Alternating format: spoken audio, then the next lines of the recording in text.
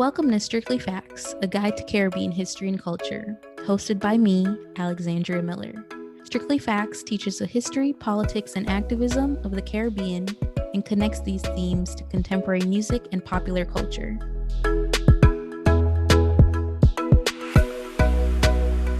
Hello, people. Wagwan, Pawatagwan. Welcome back to another episode of Strictly Facts, a guide to Caribbean history and culture, with me, your host, Alexandria Miller. Today's episode is a special one, although a little bit from a different perspective than maybe what we're used to here on the show, because we're stepping into the history of Black liberation through a lens that is both powerful and a little bit messy. And when I say messy, I mean Marcus Garvey level messy.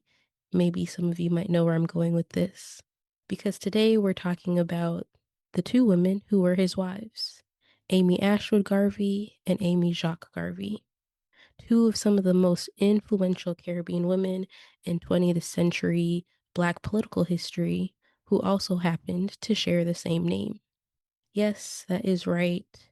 Marcus married two Amys, and it's been written about in various sources and literature as the tale of the two Amys.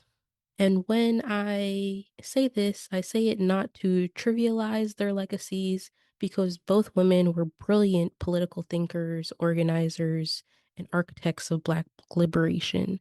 But I am saying that history, especially political history, has a habit of being complicated, dramatic, and yes, sometimes unintentionally a little bit funny, messy, all of those things wrapped in one. And so today we're going to do two things. Give a little bit of an early intro, precursor to our next episode by giving Amy Ashwood Garvey and Amy Jacques Garvey their due in terms of their historical recognition that they deserve, while also allowing ourselves to smile at the fact that this part of the Garvey story, and just the Garvey story in general, has many layers, side plots, and a bit of human chaos, if we're being quite honest. So let's first begin with the first Amy. Amy Ashwood was born in Jamaica in 1897. She wasn't just someone who entered Marcus Garvey's lives. She was foundational to the Garvey movement itself. And that is the part that tends to be forgotten when it comes to her, in this sort of myth making about Garvey, where it's Marcus Garvey did this and Marcus Garvey said that, as if the movement wasn't built by both of them in unison. Amy Ashwood was a co-founder of the UNIA.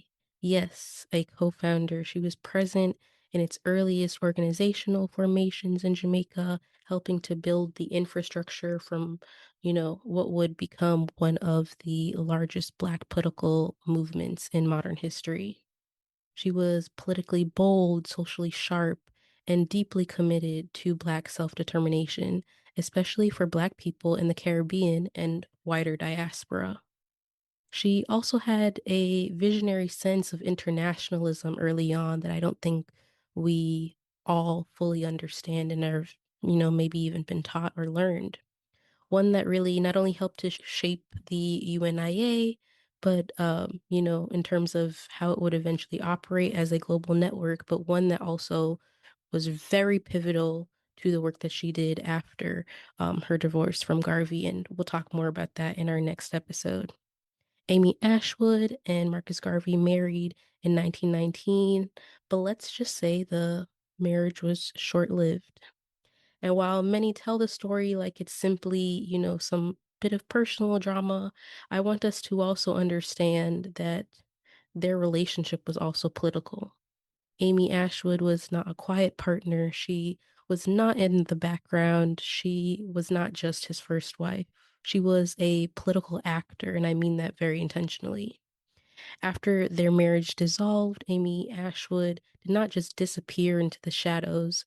In fact, she became even more globally engaged. She moved between Jamaica, the US, and eventually the UK, becoming an important figure in Pan-African and Black radical networks, particularly in London. She helped to develop Black political organizing, supported African independence movements, and played a significant role in building diasporic intellectual and activist circles in many ways. She represented a transatlantic Caribbean feminism before the term even really existed in the ways that some people use it today, using organizing, institution building, and community networks to push Black liberation forward. So that's the first Amy, a co-founder, a strategist, a Caribbean Pan-African woman who refused to be reduced to marital history. Now, on to the second Amy, quote unquote, second Amy. Amy Jacques Garvey was born in Jamaica in 1895. Amy Jacques was brilliant, full stop.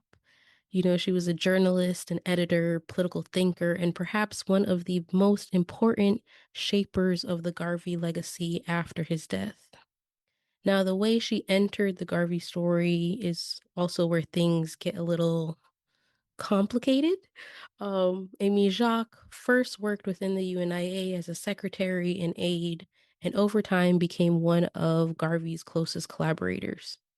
But it's important to recognize that her significance extends far beyond being just his quote unquote second wife. She was also a political leader in her own right and fundamentally shaped how Garveyism was communicated, preserved, and is remembered today. When Garvey was imprisoned in the 1920s, Amy Jacques stepped up to fill the gap, not just as a placeholder, but as a leader. She edited Garvey's newspaper, the Negro World, wrote speeches, managed organizational correspondence, and served as an intellectual voice guiding the movement. And if you've ever studied political history, you know how rare it is for women's political labor to be credited properly. Amy Jacques was doing the work of what many men would later be called as, strategist, propagandist, ideological engine. But those words are not often affixed to women. She also wrote widely and gave lectures on Garveyism and Black political liberation, especially as it related to women. Her writings directly addressed the role of Black women in the movement, not as supporters, but as leaders. One of her greatest contributions was how she preserved Garvey's writings and organized them after his death, including editing and publishing one of the most significant collections in terms of Garvey's history called The Philosophy and Opinions of Marcus Garvey. So when we talk about why Garvey is remembered today as a central 20th century figure, Amy Jacques is a major reason why. History didn't preserve Garvey naturally. It was curated, it was archived, it was organized, and it was defended. And Amy Jacques did that work. All right, so naturally, we have to talk about the elephant in the room. Marcus Garvey married two women named Amy, which, if we're being honest, feels like a kind of plot in a telenovela or something, like what a bag of mix up. And what makes this, even more layered is that it wasn't just sort of happenstance or there wasn't necessarily an irony there in the way that, it might have just happened because these two women were acquainted. As I said, they moved in some of the same circles. The UNIA was a community, which meant overlap politically, socially, emotionally. They were, in a sense, friends to an extent. And so, yes, there is an extreme messiness there, right? And in some ways, it almost feels like the jokes write themselves, right? I've heard it said that Marcus did set it so on purpose so he wouldn't confuse their names, which, as a gallus and, all of these things that could lead us into a whole discourse about Caribbean masculinity and monogamy and a lot of things that I will save perhaps for another time. But what I want us to pause and stress here is the fact that history is allowed to be human.